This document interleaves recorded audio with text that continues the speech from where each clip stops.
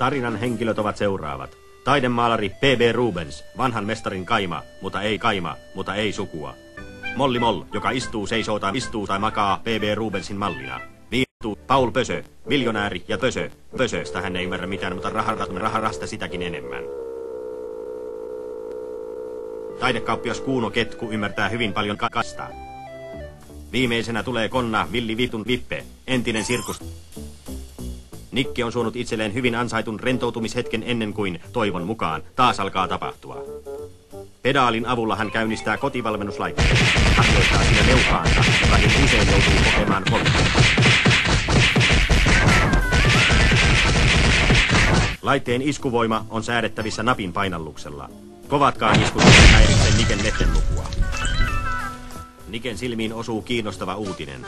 Alaston miljonääri Pösö varastettu miljonääri Pösön huvilasta. Löytöpalkkio on 5 markkaa, ja ne rahat olisivat nyt kipeästi tarpeen. Niillä Nikke saisi seksi.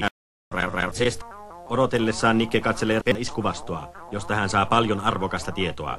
Tässä onkin jo Pösön huvila. Voi ei tänne saa ajaa polkupyörällä.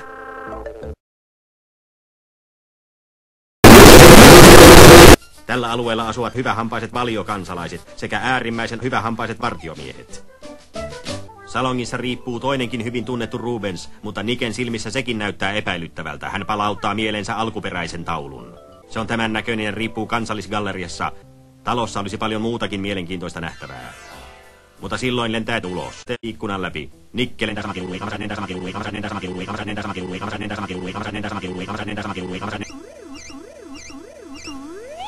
Nikke päätyy veitsenterävästi hyppylaadon luo ja päättelee veitsenterävästi katapulttiin.